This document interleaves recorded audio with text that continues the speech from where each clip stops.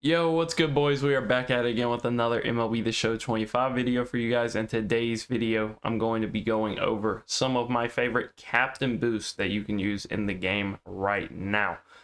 So if you guys do enjoy the content, I would urge you to like and subscribe, and we'll go ahead and get into it. So if you guys did not know, captain boosts actually got updated. So they apply up to 92 overalls, which isn't the biggest deal in the world because it was 89s before that. But you can see here, if we filter, starts to include some of these cards. So I guess they did it because live series are now up to 92 with Judge and Tatis. But like collection cards like Kipnis are something to think about now. Don Baylor makes it now. Honus Wagner, O'Day, Utley, some guys like this, the new Jordan. So there's a lot of new interesting cards that make these boosts. Loizaga, who I need to get for one of these teams I'm going to be showing in the video. Johnny Cueto, like Reds look kind of viable. Dustin May with even more hits. Like the biggest problem with this card is probably that he's going to give your opponents big PCIs. If you can boost his hits with a good captain boost, feel like you're chilling. Ottavino also makes the Yankee squad. So I went ahead and put in an order for him right there. We got new mini season cards.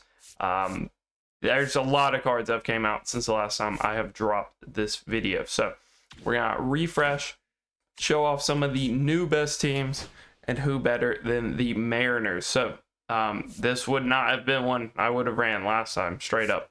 But now you're running Richie Sexson, who's already arguably the best team affinity card. None of them are super relevant. He's definitely the best position player. I feel like it's him and Babe Ruth, and it's not really close after that. So I think he's arguably the best position player if you're still running team affinity cards. And then you're getting this basically chase card, Jorge Polanco, with how hard he is to pull out of the Easter packs. Right now they have the supercharged JP Crawford, won't be there long term, but if he does get a card in the future, you're getting the Seager, who the clutch is still bad on. Raul Ibanez, who legit has one of the best swings in the game, and he gets a lot more usable against lefties. You might still would want to platoon him, but looks a lot more serviceable. And then you're getting Cal Raleigh, who's just all-star demon. You can probably make him work on Hall of Fame. I'm not telling you it's going to be fun, but he does have some of the craziest power in the game. Some other notable guys, there really aren't any. Pitching wise, Logan Gilbert, you know I'm a big fan of him. The clutch is pretty low, the hits are high, has a nice pitch mix. Primary slider pitcher, I believe. Yep, so he's gonna have the smallest power on his slider, which is kind of nice. George Kirby, a little shakier on this one. Again, bad clutch, not great hits. He's just a control freak, so if you're throwing perfects every time, you'll probably love Kirby, especially with a little more hits. And then bullpen wise, they got this new Matt Brash card that's also pretty solid. He's nothing crazy, but he's super solid, and with plus 10 hits, he looks a lot more solid. So we hop in here. I've got 14. You could probably stretch to 18, but I feel like you're just hurting yourself at that point. So I'm looking at the most realistic way for most people to run these lineups. And I think this is a pretty solid little Mariners team. It's not bad by any means. Obviously, fill in the gaps with like Soto and Judge out in the outfield. If you want to run J-Rod and do like maybe Griffey and left, you could. I'm just not a fan of him having like basically no power. So you can see, yeah, 76, 93, and just absolutely no power, but he is pretty fast. So Mariners squad, not bad whatsoever to be running. Next up, we have the Yankees, and then I'll probably have to pause and run through a couple more because there's a lot of solid teams. So you got Mickey in center, who looks genuinely incredible on, I believe I have the max tier. Yeah, you got the max tier Yankee boost, and I don't have Loizaga, and I don't have Ottavino. So you put both of those in the bullpen, and you're hooping. So you can see Mickey has incredible clutch, really good contact.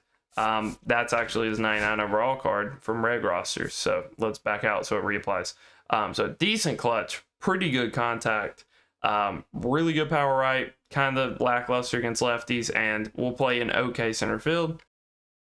Not at all a bad card. You got Paul O'Neill in right, kind of an underrated defender, one of the best contact hitters in the game, has some nice quirks, so maybe he can flash some power. I'm a little skeptical, but if you want to use him, he now applies to the boost. You got Babe himself, who I went on a tirade with him and Richie Sexton, one of the better position player options. You got Jazz, who it's showing his live series, but you can add plus 10s here. So 94 against righties, 82 against lefties, and then 93 clutch. Makes him a lot more usable. You got this new Volpe, 90, 91, 90. So some pretty good contact numbers there. Should be a decent enough fielder with the high reaction, high fielding, decent speed as well.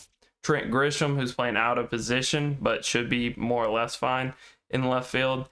97, 98, 111 clutch with a legit, really good swing. Like, really good. I was going to say top, but I don't know if it's that crazy. And then you're getting Posada, who best catcher in the game already. Why not make him better? Has some of the craziest contact you'll ever see at this stage of the game. And then we've got Judge, where you want to talk about crazy contact. You might think this wheel looks crazy already. That's just his normal card, because it's not taking into account the inside edge. If a card's getting inside edge and getting theme team boosted, it doesn't count. So he actually has 110 against righties right now, which is actually 120. He's got 109 against lefties, and then he has 112 clutch right now. So just hitting statistics, one of the best hitters in the game. It's just a matter if you can use his height and whatnot. And then there's some starters you can run. I think Mussina is the only one of these I would actually run, knowing that there's a little more help in the bullpen to be had. Sabathia, just really bad clutch, but if you want to make him work, I'm sure you can. And then Free, janky release, good clutch, bad hits.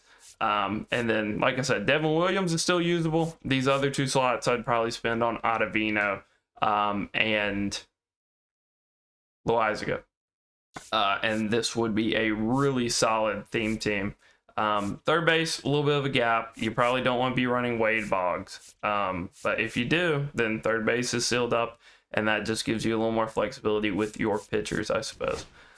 So next team, Astros. Spent $40K to show you all this. Over $40K, because I bought Correa, who I sold for the Scott Rowland collection.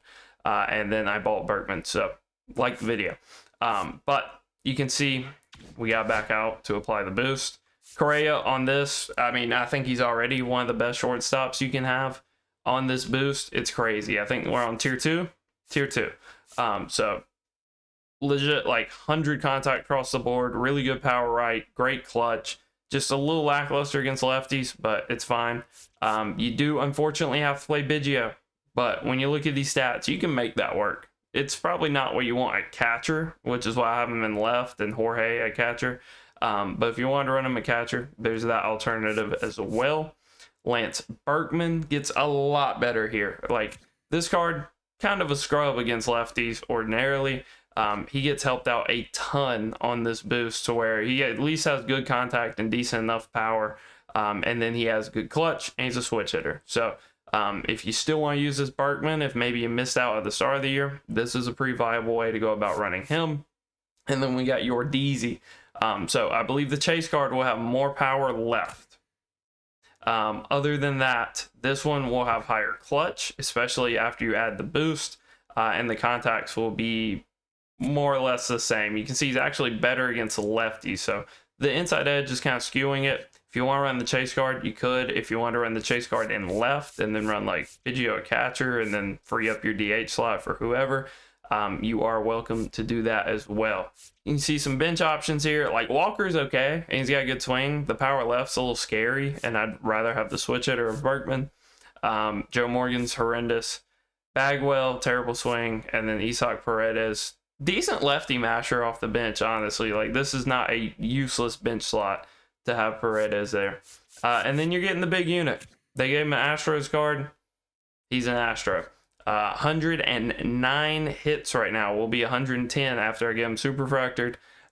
So if you want Randy to be even more dominant, this is a good way to go about it. It's not giving him control. Hopefully we get some new captains in the future that maybe will boost a pitcher's control or something. But as of right now, that's it. And then bullpen wise, Josh Hader and Billy Wagner, two decent enough lefties. I'm not a big Wagner fan, but when you give him plus 10 hits, I feel a lot better about him there. And then Josh Hader, 119 hits. So he might not have the best mix in the world, but with that, you can do some work with 119 hits. So I don't mind the Astros. Another team worth mentioning. This one's a little lackluster on paper because I don't own a lot of these cards because they're cards you kind of have to go out your way for. But yeah, the new Josh Young at third base, I think his swing looks phenomenal. So if you just scale up the stats of the silver card, I think you're looking at a pretty solid third baseman. Corey Seager, obviously it's Corey Seager. We got back out, I guess, for the changes to take effect. Yeah, so 117, 114, 84, 95, 82. He's going to play a decent enough shortstop. If you get him super factored, he'll actually play gold defense at shortstop. And he'll get +1s and all those hitting stats. So pretty studly statistics there. The downside of this team is you got to run this Kinsler card. He'll bat ninth for you. He'll hit some infield singles. He'll hit some bloopers. He'll steal some bags. Not the worst card in the world. But unfortunately not one of those top tier position player team affinity cards. So that detracts from him a little bit there. Jake Berger, nothing wrong with this card. Contact left is a little suspect, but with the clutch, you can kind of get away with it. I mean, there's top end cards like Chase Headley with that exact same split where it's like the contact left isn't great, but you live with it because of the clutch. So don't mind this Berger card at all. Always has a good swing. And then there is a new Jonah Heim, who I think on paper is trash. But you add this boost and you start to get his contact up, and we're kind of talking. He's at least serviceable.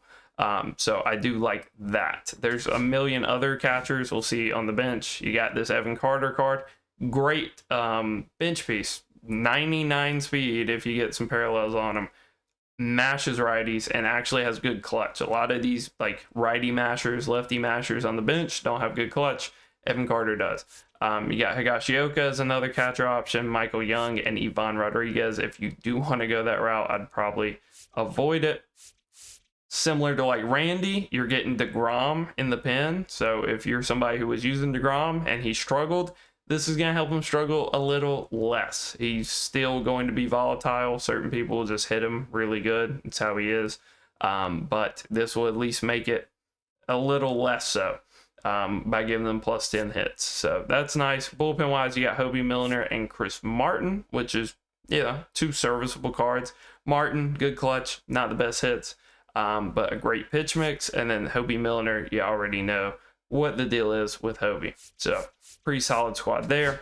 And now I'm going to have to kind of craft the rest of these. So be back in a sec. All right. So our next team, I would be remiss not to mention the Dodgers. They do get a penalty from their boost. Like most teams' top end boost is like +15. Dodgers is 8 because they knew they would have really good cards. So you can see we have Mookie at short. We got back out for it to play. But Mookie at short, 119, 97, 97.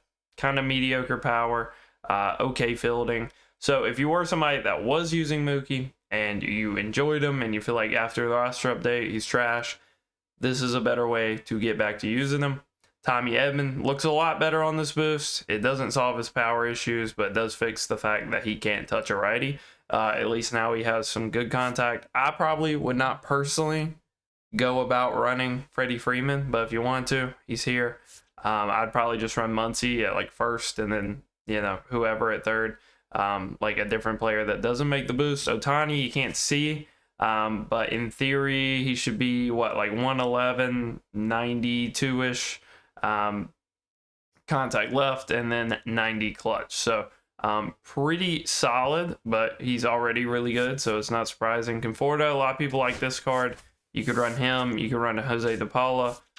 There's a couple options there. We got Teoscar Hernandez at DH instead of in the field.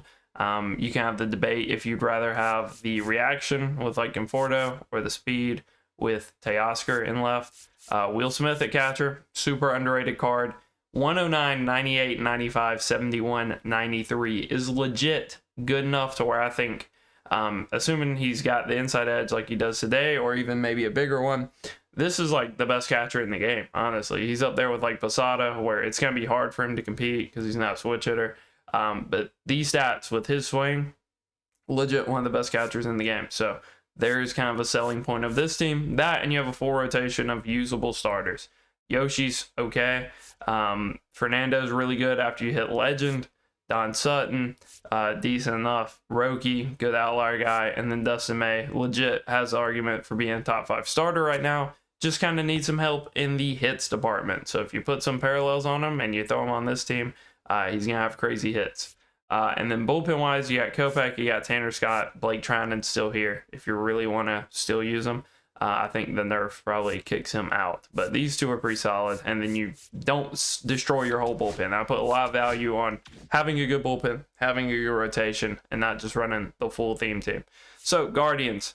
Kind of the selling point with this one is if you like J-Ram a lot and you see how miserable he is against righties and you don't want to be super reliant on the inside edge helping you, you can run this team and at least you'll guarantee yourself like 80 contact right every day. So he'll be more serviceable. Obviously, he's supercharged right now, so the card looks bonkers, especially with the boost. But after that wears out, he'd be at like 80 with what? 97 clutch, which is still pretty good. So he's going to be kind of the selling point of this team. Then you got Kipnis, who, like I said, is new to the boost. So if you've been a Kipnis enjoyer, this is just a way to get him even better. And then you got Bazana in center field. Not my favorite center fielder in the game, but on the boost, you can't deny they looks pretty solid. Other than that, really nobody. They need like one more card. If they could get one more position player that's solid, I think this boost would be a lot more realistic to run. I think as of right now, you're only using it if you absolutely love Jose Ramirez or Jason Kipnis. Starter-wise, this would be Corey Kluber. I would not advise you to run sticks out there. Do not run sticks. But this would be Corey Kluber. Gaylord Perry's pretty solid. And Shane Bieber, you can make work. It's not beautiful, but to get the next tier of the boost, you can make him work. And then you got Class A and Miller in the pen. So this is one of the teams that has a reliever / starter captain, which I think is always going to be kind of the default and easier to go about using. Pretty solid team though. Phillies would be remiss not to mention the Phillies. Pretty solid here. This would obviously not be Edmundo Sosa at second base. He's having a pretty decent year, I believe, but I would not be running him. This would be Chase Utley. I'm just not going to go spend $80K on him just to show him off when I'm not going to actually use the card. But Utley would be really good at second base with the full Phillies boost or any tier of the Phillies boost. Harper, if you want to cling to relevance with Harper after he got kind of nerfed, this is a good way to do it. Gets him to like 93, 90, still has good clutch, still has good power right, just kind of struggle a little bit against lefties. But this is a good way to kind of keep him relevant. Schwarber, obviously, really good. Another one of like the top tier position player boosts. You can see I've pretty much, other than the Rangers, only prioritized like the actual, I mean, running a dead spot in your lineup, not a good idea. Jimmy Rollins, I don't think he was either not in this last time or I didn't own him. He looks really good on the Phillies boost. A lot of people already love this card just because of the swing and the small strike zone. So not a lot to hate there. Dick Allen, probably not ideal at third, but the clutch is really good. The contact's really good. Trey in center field, not going to do anything crazy for you, but should get to a lot of balls with the speed. And then Bobby Abreu, again, kind of similar to Dick Allen, where it's just not great. Bench wise, strong bench. So Ryan Howard, this Rhys Hoskins is really good. Bryson Stott, worth mentioning. Richie Ashburn, probably would not run. Steve Carlton, do have him now. I can flex him. His biggest problem, I've heard people say he's pretty good for them, but his biggest problem for me is the hits are really low. This kind of fixes that. So it gets him up to 85 hits. Clutch is still a little low, but you put some parallels on him, who knows? Zach Wheeler, kind of the same issues. Every time I've seen him online, he hasn't done super great, but he's not bad. And then bullpen-wise, you got Matt Strahm, in my opinion, best lefty in the game. You got Jose Alvarado, arguably the best high-difficulty lefty in the game. And then you got David Robertson, who's going to shrink your opponent's PCI like no tomorrow, assuming you're on higher difficulties. So it's an interesting team. It's probably not one I would be running, but it's interesting. So, which brings you to your next question. What are you running? this is what I'm running. Some variation of some lineup like this is what I think is actually the best in the game. If you hit really good with Gil Hodges, you probably full-time him at first base. For me, I'd rather just platoon Raul Ibanez. Hope it's a righty. If it's a lefty, Gil gets to DH for the rest of the game. Is pretty much how I'm approaching that. Judge has not been terrible in right field for me. Thank the heavens. But his hitting stats, I think, are just too crazy not to play him. Polanco, just ridiculous at second base, even without the boost. Ketel Marte, probably one of my favorite cards in the game, if not my favorite. You can see he's finally getting an inside edge back, and he should be safe for at least a month whenever the next roster update is going to be.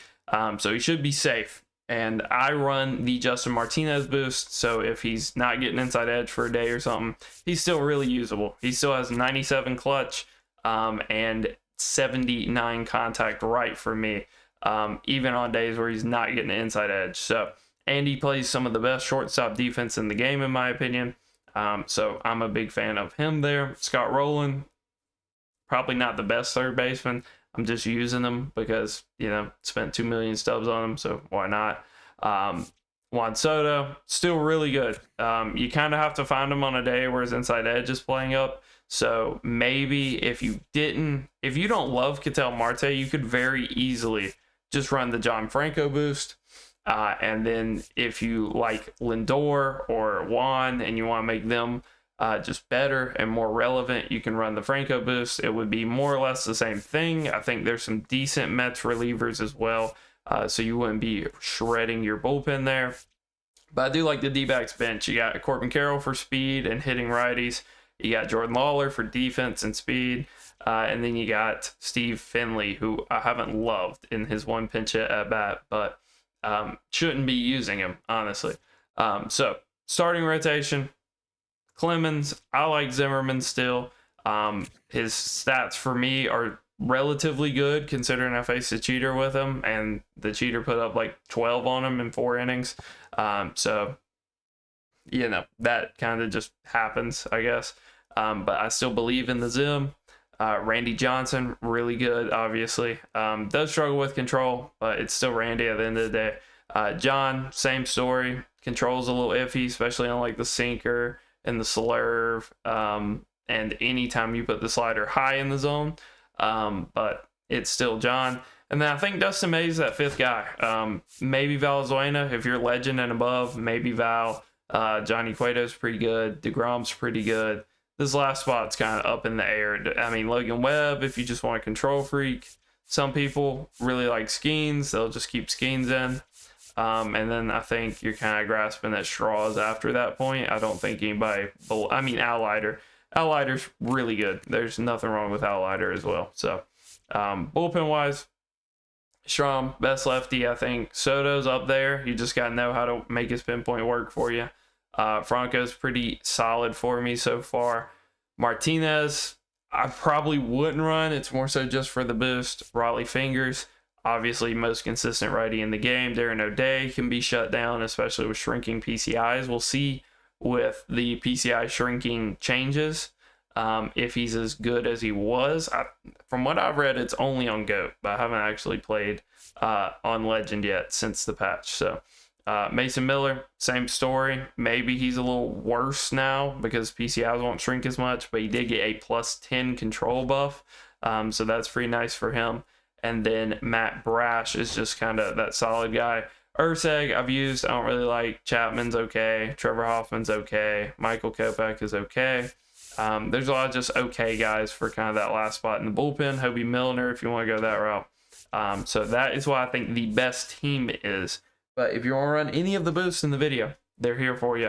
And I hope you guys enjoyed. Till next time.